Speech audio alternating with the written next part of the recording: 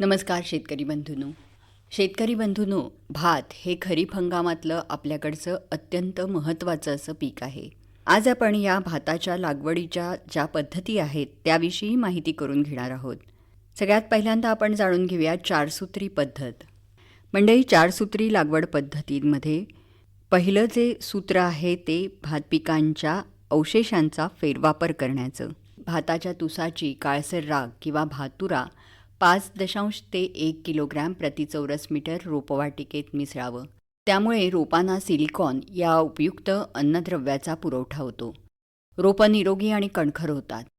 त्यानंतरचं दुसरं सूत्र आहे ते वनशेती तंत्राचा उपयोग. यामध्ये भात पिकासाठी गिरीपुष्प या हिरवळीच्या खताचा मर्यादित वापर करावा. त्यामुळे जमिनीची उत्पादनक्षमता वाढायला मदत होते. तिसरं सूत्र आहे ते सुधारित किंवा संकरित जातीच्या भाताची रोपं वापरून चुडांची नियंत्रित लावणी. यामुळे बियाण्यांचा रोपं तयार करण्याचा आणि लावणीचा खर्च कमी होतो.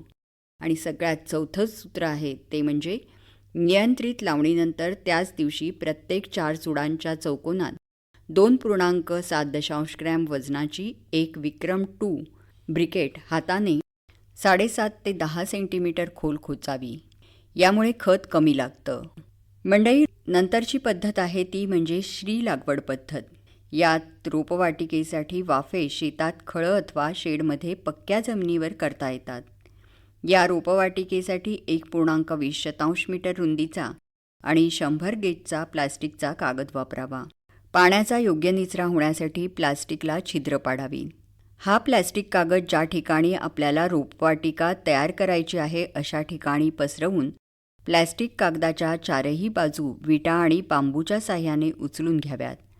अशा तयार झालेल्या वाफ्यामध्ये माती आणि शेणखत 60-40 या प्रमाणात मिसळून ती 1 मीटर लांब, अर्धा मीटर रुंद आणि 4 सेंटीमीटर उंची असलेल्या लोखंडी फ्रेमच्या क्षेत्रात एकसारखी पसरून घ्यावी.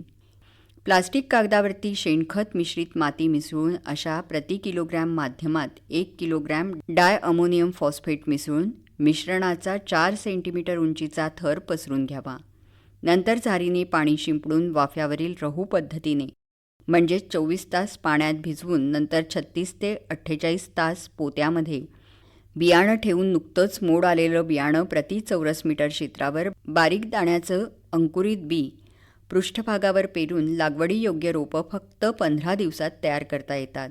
अशा चटई रोपवाटिकेत भात रोपांच्या अधिक घनतेमुळे तणांचा प्रादुर्भाव टाळता येतो.